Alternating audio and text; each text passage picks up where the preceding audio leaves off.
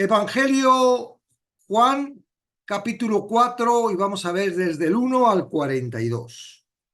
Cuando pues el Señor entendió que los fariseos habían oído decir: Jesús hace y bautiza más discípulos que Juan, aunque Jesús no bautizaba, sino sus discípulos, salió de Judea y se fue otra vez a Galilea, y le era necesario pasar por Samaria. Vino pues a una ciudad de Samaria llamada Sicar, junto a la heredad de Jacob, que Jacob dio a su hijo José. Y estaba allí el pozo de Jacob. Entonces Jesús, cansado del camino, se sentó así junto al pozo. Era como la hora sexta. Vino una mujer de Samaria a sacar agua y Jesús le dijo: dame de beber. Pues sus discípulos habían ido a la ciudad a comprar de comer. La mujer samaritana le dijo: ¿cómo tú, siendo judío, me pides a mí de beber, que soy mujer samaritana? Porque judíos y samaritanos no se trataban entre sí.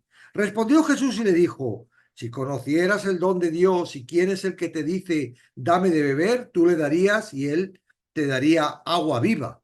La mujer le dijo: Señor, no tienes con qué sacarla y el pozo es hondo. ¿De dónde pues tienes el agua viva? ¿Acaso eres tú mayor que nuestros padres Jacob, que nos dio este pozo, del cual bebieron él, sus hijos y sus ganados? Respondió Jesús y le dijo: cuando quiera, cualquiera que bebiera de este agua volverá a tener sed, mas el que bebiere del agua que yo le daré no tendrá sed jamás, sino que el agua que yo le daré será en él una fuente de agua que salte para vida eterna. La mujer le dijo: Señor, dame ese agua para que no tenga yo sed ni venga aquí a sacarla. Jesús le dijo: ve, llama a tu marido y ven acá. Respondió la mujer y dijo: no tengo marido. Jesús le dijo: bien has dicho, no tengo marido, porque 5 maridos has tenido y el que ahora tienes no es tu marido. Esto has dicho con verdad. Él le dijo a la mujer: Señor, me parece que tú eres profeta. Nuestros padres adoraron en este monte y vosotros decís que en Jerusalén es el lugar donde se debe adorar. Jesús le dijo: mujer, créeme que la hora viene cuando ni en este monte ni en Jerusalén adorarán al Padre. Vosotros adoráis lo que no sabéis, nosotros adoramos lo que sabemos, porque la salvación viene de los judíos. Mas la hora viene y ahora es cuando los verdaderos adoradores adorarán al Padre en espíritu y en verdad, porque también el Padre tales adoradores busca que la adoren. Dios es espíritu y los que la adoren, adoran en espíritu y en verdad, es necesario que adoren. La mujer le dijo: sé que ha de venir el Mesías, llamado el Cristo. Cuando Él venga, nos declarará todas las cosas. Jesús le dijo: yo soy el que habla contigo. En esto vinieron sus discípulos y se maravillaron de que hablaba con una mujer. Sin embargo, ninguno dijo: ¿qué preguntas? O ¿qué hablas con ella? Entonces la mujer dejó su cántaro y fue a la ciudad y dijo a los hombres: venid, ved a un hombre que me ha dicho todo cuanto he hecho. ¿No será este el Cristo? Entonces salieron de la ciudad y vinieron a él. Entre tanto, los discípulos le rogaban diciendo: Rabí, come. Él le dijo: yo tengo una comida que comer que vosotros no sabéis. Entonces los discípulos decían unos a otros: ¿le habrán traído algo de comer? Jesús le dijo: mi comida es que haga la voluntad del que me envió y que acabe su obra. ¿No decir vosotros: aún faltan 4 meses para que llegue la siega? He aquí os digo: alzad vuestros ojos y mirad los campos, porque ya están blancos para la siega. Y el que siega recibe salario y recoge fruto para vida eterna, para que el que siembra goce juntamente con el que siega. Porque en esto es verdadero el dicho: uno es el que siembra y otro es el que siega. Yo os he enviado a segar lo que vosotros no labrasteis. Otros labraron y vosotros habéis entrado en sus labores. Y muchos de los samaritanos de aquella ciudad creyeron en él por la palabra de la mujer, que daba testimonio diciendo: me dijo todo lo que he hecho. Entonces vinieron los samaritanos a él y le rogaron que se quedase con ellos, y se quedó allí 2 días, y creyeron mucho más por la palabra de él. Y decían a la mujer: ya no creemos solamente por tu dicho, porque nosotros mismos hemos oído y sabemos que verdaderamente este es el Salvador del mundo, el Cristo. Juan da la impresión que hace entender que Jesús y sus discípulos salieron de Judea con dirección a Galilea cuando los fariseos se enteraron de que su ministerio tenía más éxito que el de Juan el Bautista. Los fariseos seguían muy cerca el ministerio de Juan. Era muy popular y esto les alertaba. Si ahora la empresa de Jesús crecía más que esta, no tardarían en interesarse. Jesús sabía que no había llegado el momento para enfrentarse al gobierno religioso. Seguía una agenda establecida por su padre. Dentro de estos planes le era necesario pasar por Samaria. Por lo general, las personas evitan pasar por Samaria, rodeándola para no tener trato con la población, para no contaminarse. Pero Jesús tenía una cita divina, la obra que Dios había preparado de antemano. No suceden las cosas por casualidad. Todo está diseñado desde antes de la fundación del mundo.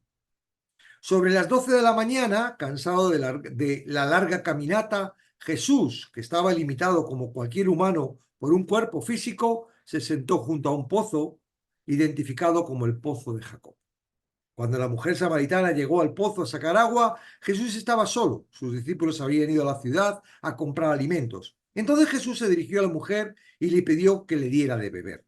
Esto extrañó a la mujer, ya que culturalmente no se permitía a un hombre dirigirse a una mujer. Además, ¿cómo bebería del recipiente en donde sacara la mujer el agua, siendo esta samaritana? Para un judío esto era altamente contaminante. La mujer termina con la frase, porque judíos y samaritanos no se tratan entre sí. La rivalidad entre judíos y samaritanos se remonta a los tiempos antiguos, cuando los asirios conquistaron Samaria, deportaron a muchos de sus habitantes e instalaron en Samaria personas de otras plantas del imperio asirio. Estos llegaron a adorar, adorando a sus dioses, pero incorporaron a Yahvé como uno más a adorar. Con el tiempo, el politeísmo desapareció y solo adoraban a Yahvé, pero con sus propias peculiaridades. Una de ellas solo aceptaban los 5 primeros libros del Pentateuco. Cuando los judíos llegaron de la deportación de Babilonia, los samaritanos quisieron colaborar en la construcción del templo, algo que no aceptaron los judíos, ya que la sangre de los samaritanos se había mezclado con otras razas, convirtiéndose en inmundos. Esto provocó odio y rivalidad entre las dos regiones. Lo normal hubiera sido que los judíos estuvieran contentos de que los samaritanos adoraran al mismo Dios que ellos, pero no ocurrió así. Así que los samaritanos se negaron a adorar en Jerusalén y construyeron su propio templo en el monte de Gerizim, alrededor del año 400 a.C. Y la situación entre estos dos pueblos empeoró cuando los judíos quemaron el templo de los samaritanos aproximadamente en el año 128 a.C. La respuesta a la mujer samaritana hizo que Jesús elevara la conversación del plano físico al espiritual. Lo que Jesús trató de mostrar es que si supiera la gracia de Dios que tenía preparada para ella y el resto de personas que la aceptaran, no andaría perdiendo el tiempo en prejuicios y absurdas normas de conducta. Jesús no era un judío corriente, estaba ante el Hijo de Dios y si se hubiera dado cuenta, sería ella la que estaría pidiendo la salvación y todo lo que esto conlleva. Al referirse al agua viva, Jesús estaba haciendo referencia al regalo del Espíritu Santo, el cual se recibe cuando se nace de nuevo. La mujer seguía pensando en el agua física y no lograba entender que la persona que le estaba pidiendo agua para beber ahora le dijese que disponía de agua viva. Ella era la única en ese lugar que disponía de las herramientas para poder sacar agua del pozo. ¿Acaso tú eres mayor que nuestro padre Jacob? Por supuesto que lo era, pero la mujer aún no se había percatado. Con la esperanza de que la mujer entendiera lo que le estaba diciendo, Jesús comparó el agua que salía del pozo, que ofrece resultados perecederos, con recibir el agua que Él da, que tiene consecuencias imperecederas. El resultado de ser alcanzado por la gracia de Dios produce satisfacción eterna. La vida que Jesús da no es una vida estática ni apagada, Es mucho más que un simple comienzo de un nuevo estado. El estado de ser salvo en vez de estar perdido. Se trata de una vida abundante y el espíritu vivo en las personas es una clara prueba de ello. Como es habitual, cuando estamos ciegos espiritualmente, la mujer, sin comprender nada, hizo ese agua que le quitara la sed para no tener que volver al pozo a sacar. Ahora Jesús ordena a la mujer que haga algo que no tiene sentido en la conversación que están teniendo. Es evidente que Jesús quería revelar la situación pecaminosa en la que vivía esta mujer y el poder que él disponía por ser quien era. Tras contestar la mujer que no tenía marido, Jesús mostró el conocimiento de que tenía su vida matrimonial. No podemos determinar el motivo de esta situación. Tampoco creo que sea necesario como para hacer conjeturas, el por qué tenía 5 maridos, si era pecadora, si le habían dejado, todo esto que se elabora, ¿verdad?, por el tema este. La verdad es que la exposición de Jesús despertó un interés en la mujer que hasta el momento no tenía. En primer lugar, le calificó como profeta y después trajo la conversación, la discusión que se tenía de dónde se debía adorar a Dios. Los samaritanos decían que había que hacerlo en el monte Gerizim, mientras que los judíos indicaban que habría que hacerlo en el templo que estaba en Jerusalén. También es posible que la mujer deseara cambiar de tema, incomodándole el anterior, que mostraba su pecado. Jesús no entró en debate, sino que con solemnidad predijo que se acercaba el tiempo en el que no se adoraría en ninguno de estos lugares. A Jesús no le interesaba el lugar donde se adoraría, sino la naturaleza de la adoración. Por esto, la mujer samaritana no podía entender cuál era la verdadera adoración, porque está en el espíritu y en verdad. Para tener la naturaleza en espíritu, para poder adorar al Padre, hay que pertenecer al espíritu, y a esto solo se puede llegar a través de Jesucristo, que es quien salva. Dado que Dios es espíritu, la adoración que se le rinde debe de ser espiritual, y esta no es opcional o simplemente deseable, es algo absolutamente necesario. Las personas no podemos determinar cómo ni dónde se debe realizar dicha adoración. Debemos adorar única y exclusivamente siguiendo el camino que el Espíritu de Dios nos ha abierto. Bajo el entendimiento que tenían los samaritanos a través de los libros que seguían, como se indicó anteriormente, el Pentateuco, esperaban la llegada del Mesías. La mujer no continuó la polémica ni discutió lo que Jesús dijo, simplemente afirmó que cuando llegara el Mesías se conocería todas estas cosas. Solo en 2 ocasiones Jesús revela la verdad sobre su persona, ante el juicio con Pilatos y en esta ocasión. Yo soy el que habla contigo.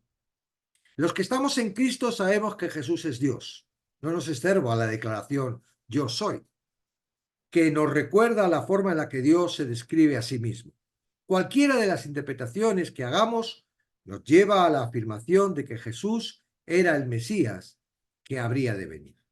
La conversación terminó cuando llegaron los discípulos con los alimentos adquiridos en la ciudad. Juan no dice que se maravillaron al encontrar a Jesús hablando. Juan nos dice que se maravillaron al encontrar a Jesús hablando con una mujer.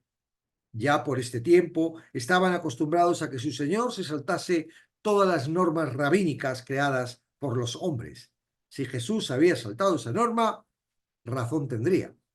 La mujer aprovechó para ir a la ciudad a contar lo que le había sucedido, dejando el cántaro que utilizaba para transportar el agua. No sabemos si por despiste o porque sabía que regresaría al lugar donde estaba Jesús. La forma en la que dio testimonio tuvo resultados, ya que las personas intrigadas fueron a Jesús. Mientras tanto, Jesús preparaba a los discípulos de lo que vendría, el fruto de creer en él. Yo tengo una comida que comer que vosotros no sabéis. Mi comida es que haga la voluntad del que me envió y que acabe su obra. La comida para el cuerpo físico es necesaria para vivir. De la misma forma, la comida del espíritu es hacer la voluntad de Dios. En este momento, la voluntad de Dios era que se sembrara la palabra en el pueblo samaritano. Tras acabar la obra de Jesús con su muerte y resurrección, la Iglesia recogería la salvación de todos los que habían sido sembrados. Los primeros samaritanos creyeron por el testimonio de la mujer, pero tras conocer a Jesús pudieron acercarles a más personas, las cuales creyeron por la palabra de él. La última frase es muy importante entender a qué se refiere. Ya no creemos solamente por tu dicho, porque nosotros hemos oído y sabemos que verdaderamente es el Salvador del mundo, el Cristo. Las personas no creen nos creen cuando hablamos del Evangelio, pero hasta que no son alcanzados directamente por él, no reciben la fe salvadora. En este caso estaba la fe retenida, ¿verdad? Aunque aplicaba y valía, ¿verdad? Hasta que Jesús pagó la paga en la cruz y murió y resucitó. Siempre que leamos el Evangelio y Jesús esté vivo antes de la muerte, tenemos que darnos cuenta de que todavía no se ha saldado la paga. Es muy distinto antes que después. Es muy distinto en lo que estamos viendo del Evangelio ahora. ¿Por qué? Porque ahora ya está pagada la paga. Ahora yo creo, Él me alcanza, el Espíritu Santo viene. En esto no, en esto habían creído, la fe estaba actuando, la fe de Cristo, pero todavía el Espíritu Santo no había llegado porque eso estaba preparado para cuando ya Cristo hubiera pagado la paga, ¿verdad? Hubiera resucitado y el día de Pentecostés inaugurara la iglesia. Amén. Bueno, voy a poner los comentarios y comentamos este extenso texto con tantas cosas tan maravillosas. Ajuste de comentarios. Como historia es genial y todo el mundo no la conocemos. Y si nos centramos en la historia de lo que pasó, pues es muy sencillo. Una mujer samaritana despreciada por el pueblo, ¿verdad?, de Dios, totalmente opuesta al sistema religioso, se encuentra con Cristo y Cristo la hace creer, la lleva a la fe y se convierte en la primera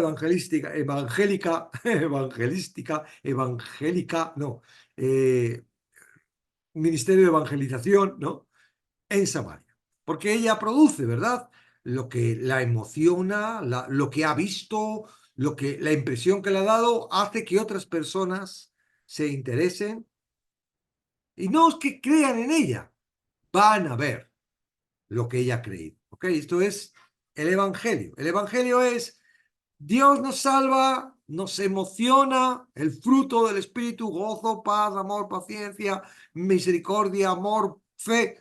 Y con todo eso nos movemos en ese estado, ¿verdad?, de fe, en ese estado de emoción, en ese estado de gozo, en ese estado espiritual nos movemos y las personas al observarnos no nos siguen a nosotros, lo que quieren es ir a la fuente. Ese es el fundamento del ministerio de evangelización, es decir, el ministerio de predicar el evangelio.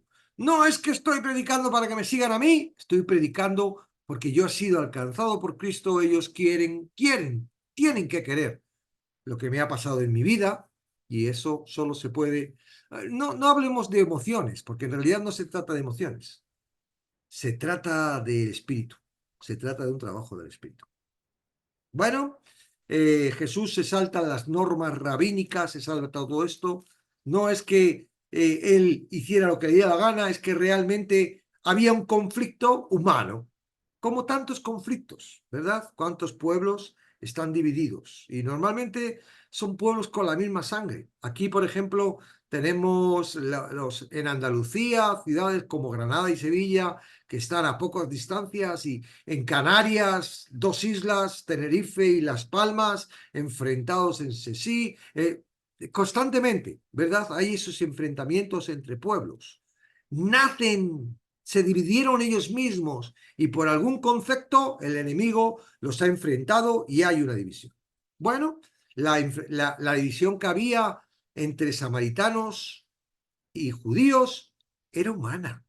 Porque ¿qué culpa tienen los pobres samaritanos de que fueran conquistados, de que fueran, ¿verdad?, deportados, de que se hubieran relacionado con otros pueblos? Aunque decían, no te relaciones, pero es algo que Bueno, trajeron dioses falsos y ellos mismos, el celo por seguir su Dios, hicieron que esas personas que trajeron dioses falsos adoptaran al Dios verdadero y al final fuera el Dios verdadero el que adoptaran, bajo sus premisas. Pero bajo sus premisas también estaban los judíos, ¿verdad? Parece como que los judíos eran los perfectos, y no es así. Entonces, cuando el celo judío, ese celo que mantenían por querer cumplir la ley, que no podían cumplirla, pero que algunos conceptos creían que la cumplían y eso les hacía pensar que ya eran salvos y tal, uno de los conceptos era esa rivalidad de no querer que los pueblos samaritanos, y tenían un montón de ritos, se lavaban y tal, no pasaban por Samaria, eran malditos. Esto no es una cosa de Dios. Entonces, es algo que se produce directamente. Y entre nosotros nos pasa. Los emigrantes cuando vienen al país, porque son inmigrantes, son distintos, son inferiores.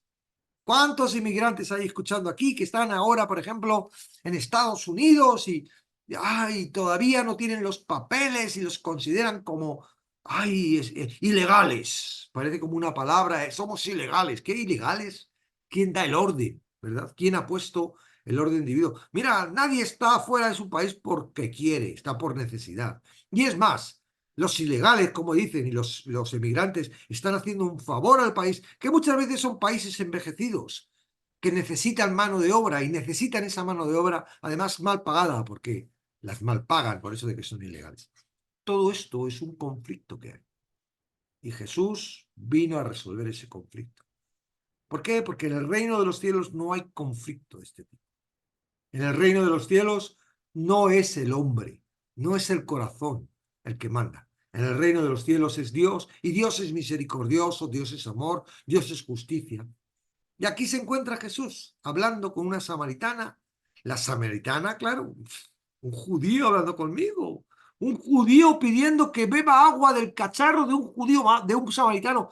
Madre mía, este tío está, una de dos, o está loco o algo le pasa.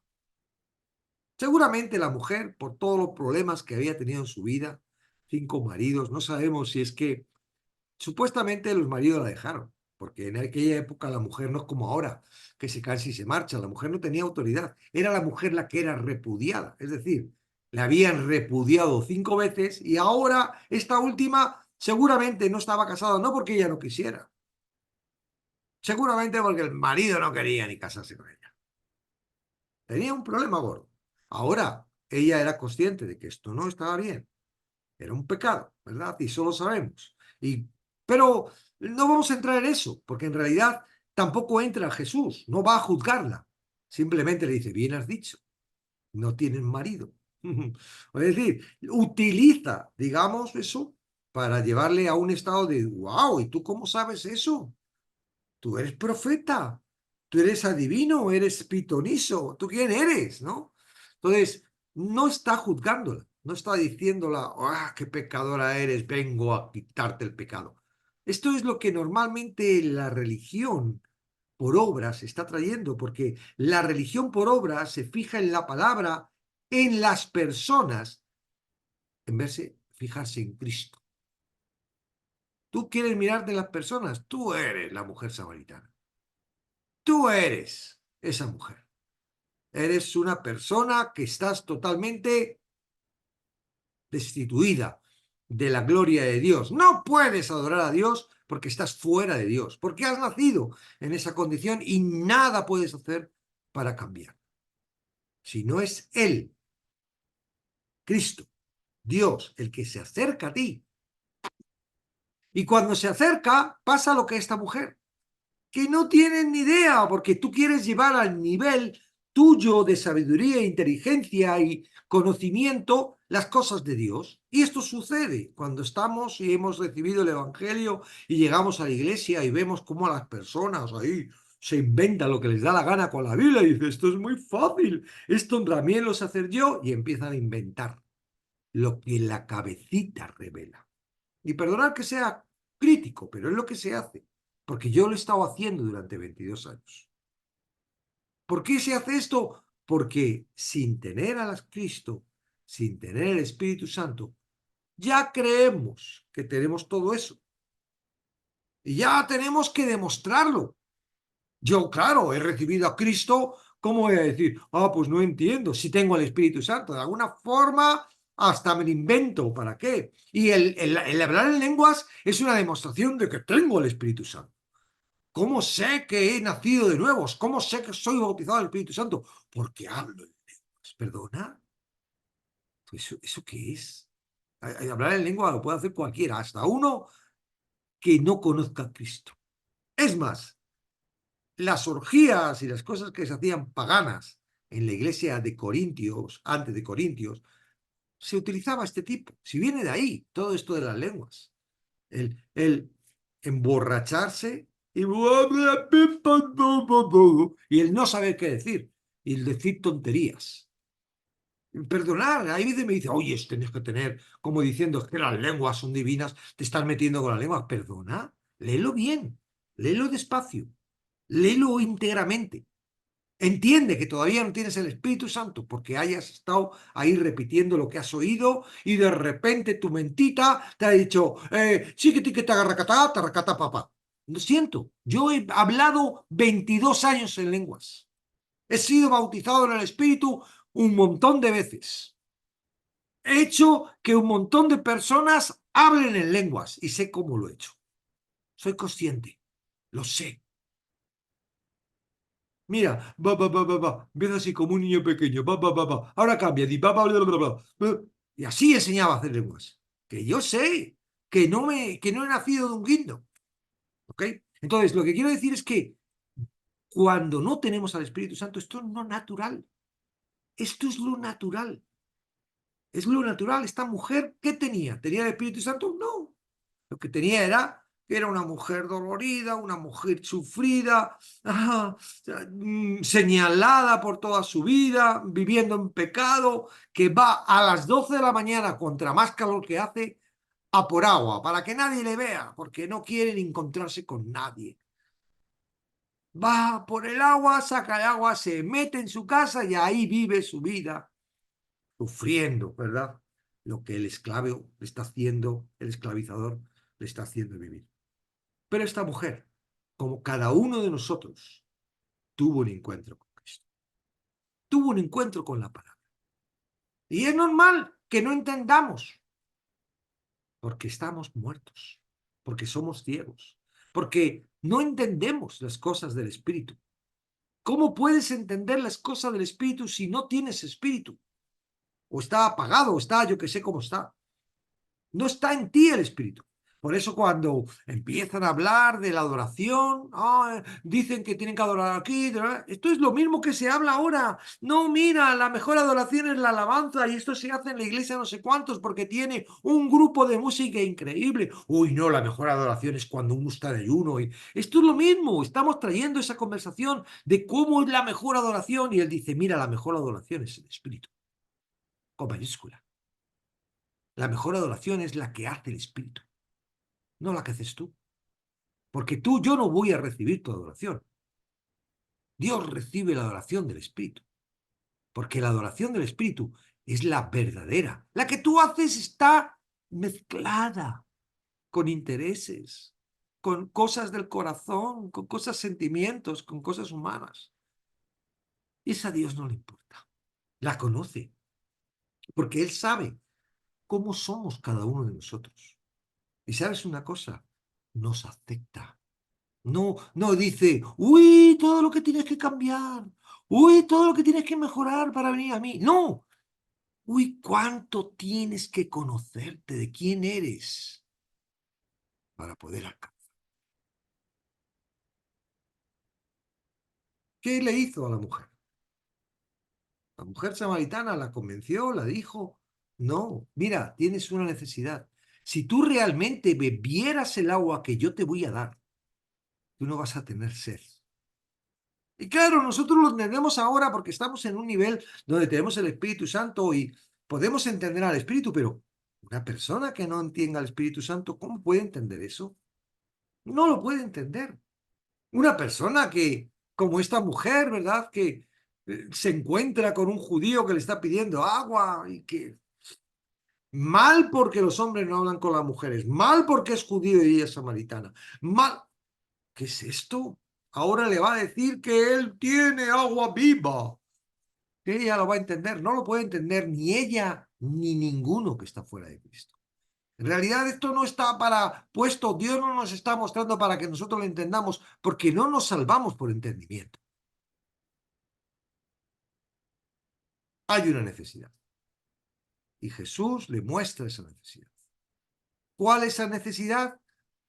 Dice, cuando venga el Cristo, Él nos va a revelar todo esto. Qué guayna frase. Cuando Cristo te salva y viene a tu vida, porque es Él el que viene, no es que el que tú le metes en ti, Él viene a ti, te va a dar a conocer todas estas cosas. Mientras tanto, eres ignorante. Él le dice, yo soy. No sabemos, ella se emocionó, pero vemos que se emocionó no porque le dijera que era el Cristo, se emocionó porque la había averiguado, era divino. Esto lo hacen también las pitonisas y los adivinos para impresionar y para convencernos, para ponernos en su servicio, ¿verdad? Ella, porque cuando va al pueblo no dice, he descubierto al Cristo, él me lo ha dicho. No. Ella dice, me ha descubierto. ¿Será este el Cristo? ¿Veis? Aún teniendo a Cristo delante, aún diciendo, yo soy el Cristo. Ella no tiene capacidad de creer. No es que fuera tonta, no es que fuera incrédula, es que no tenemos capacidad de creer porque es Él en su misericordia. Entiende, mira, tú no puedes creer en mí, sino yo no vengo a ti y te pongo la sustancia, el espíritu, para entender, porque aunque estaba viendo a un ser en carne, en realidad era Dios el que estaba delante de ella. Y nosotros ahora ni tenemos ni a ese ser en carne, porque nosotros lo que tenemos ahora es un libro. Este es Jesús para nosotros. Este es el encuentro nuestro. Nosotros somos la samaritana, vamos a por el agua y aquí nos encontramos con Jesús. Y claro, es un libro, son letras, es una historia, pero es Dios. Entonces, no es tu entendimiento lo que te hace llegar a Dios, es Él en su misericordia. ¿Cómo lo hace? No lo sé, pero lo hace. No está la fórmula. Esto es como, ¿cómo es la fórmula de la Coca-Cola? Pues alguien la sabe, ¿no? Porque la están haciendo. Pero no te la van a decir para que tú no hagas la Coca-Cola. Pues es lo mismo.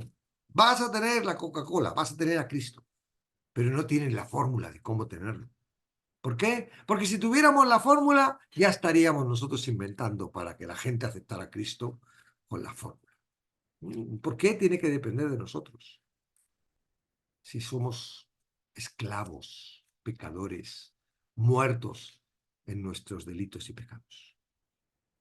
Ahora, lo que parece un conflicto, lo que parece una dificultad, lo que parece algo que estorba, es lo más maravilloso del Evangelio. El Evangelio no es producido por el hombre.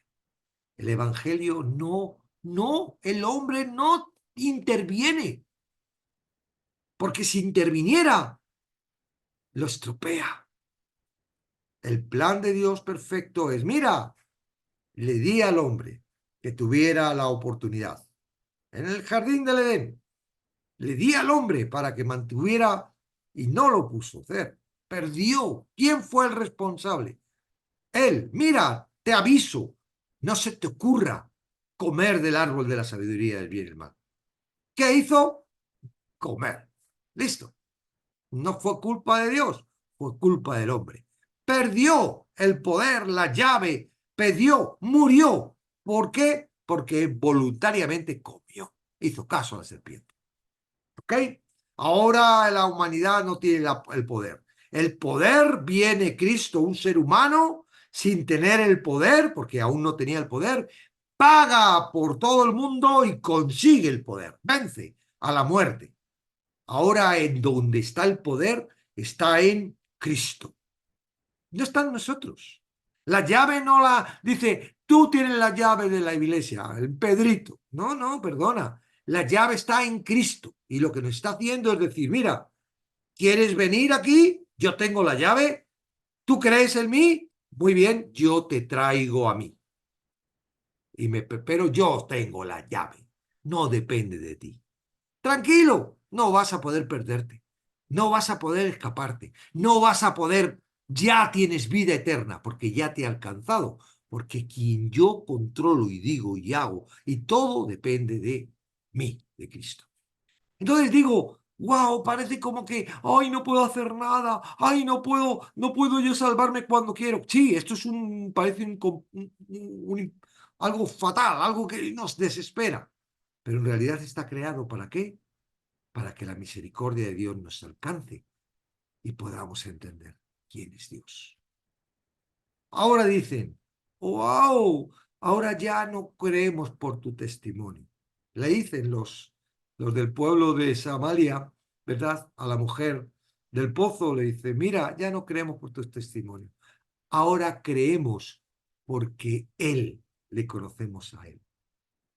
Esto es, nos acercamos a Él porque de alguna forma nos están hablando de Él, pero hasta que Él no viene y nos acepta, nos dice, vosotros sois samaritanos, venid aquí.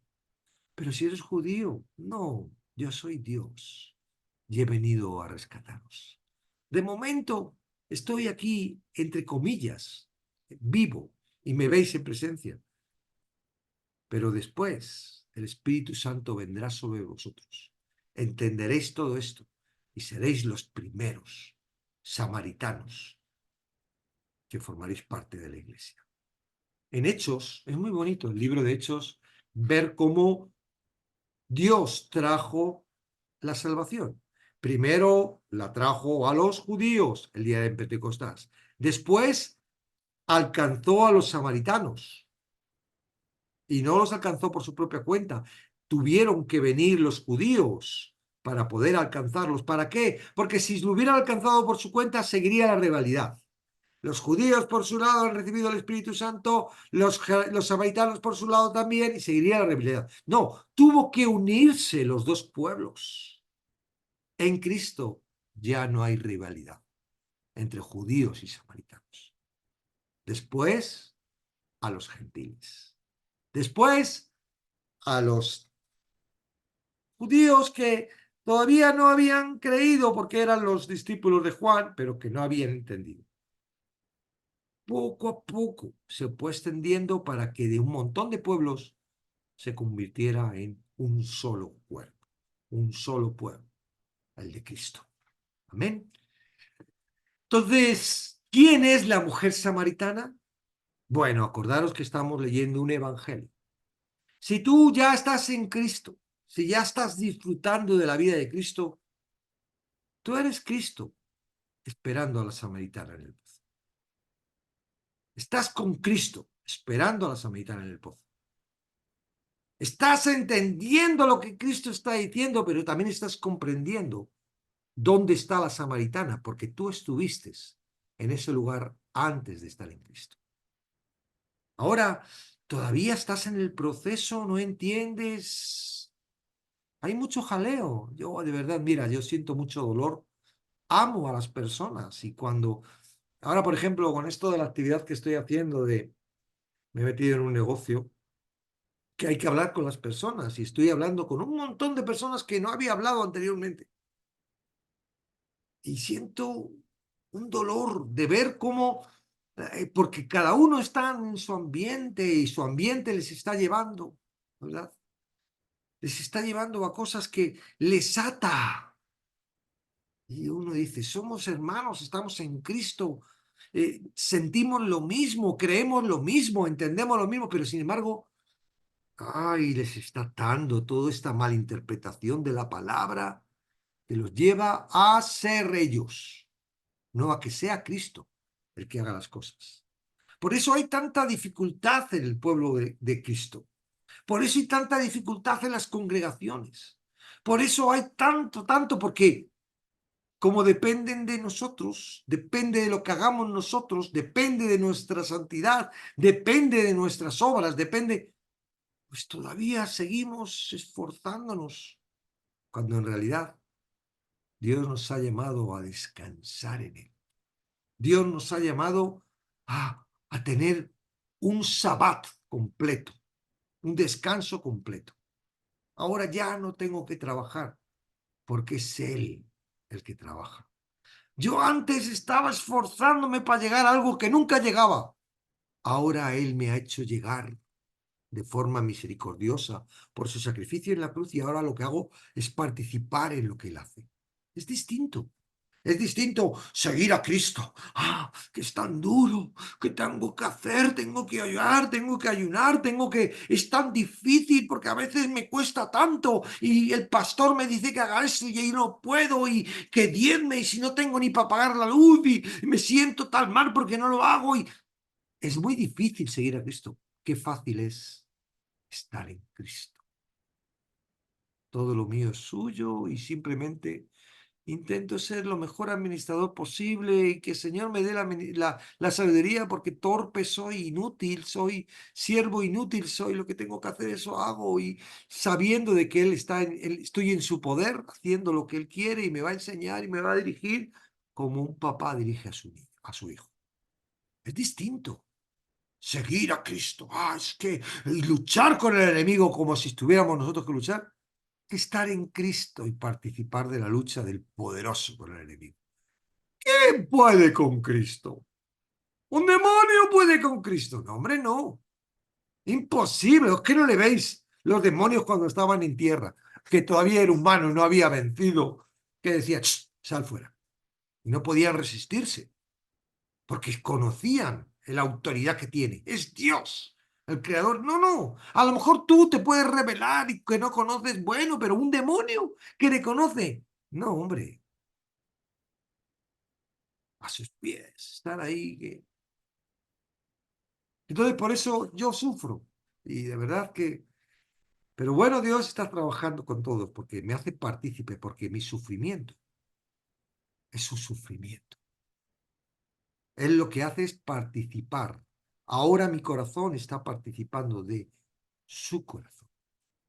Antes no, antes yo participaba de mi corazón y me daba lo mismo, lo que pasaba fuera de mí. Solo me importaba lo mío, lo que yo, mi familia. Ahora me di cuenta de que me importan otras cosas. De repente una persona como hoy, una mujer, una madre, me habla de su hija, su problema, la depresión que ha querido. ¡Ay! Y siento un dolor y no la conozco. ¿Qué puedo hacer? Mira, vamos a orar por ella. Y pumba, a la libretita. Señor, que no se nos olvide orar por ella. Yo quiero participar en lo que tú estás haciendo en esa persona. Quiero, soy parte de ti con lo que estás haciendo. Y no podemos con todo el mundo, ¿verdad? La típica oración, Señor, sana a todos los enfermos. Pero ¿cómo va a sanar a todos los enfermos? No. Mira, te va a utilizar con algunos, porque son demasiados. Tú no puedes sufrir por todo lo que hay en el mundo. Te reparte el sufrimiento, ¿verdad? En la parte de su cuerpo. Mira, a ti te voy a dar estos poquitos, a ti estos poquitos, a ti estos poquitos, pero él carga con todos.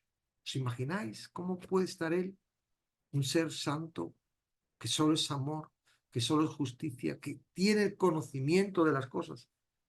No es fácil.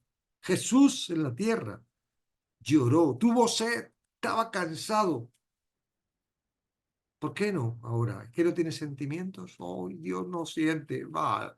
No, sí, Él quiere que todos vengan al arrepentimiento. Amén. Bueno, y 55. Hasta aquí es un texto muy largo, muchas cosas, muchos puntos, muchos detalles, muchas palabras, mucho juego, ¿verdad? Y es muy bonito, pero en realidad la base fundamental es esta.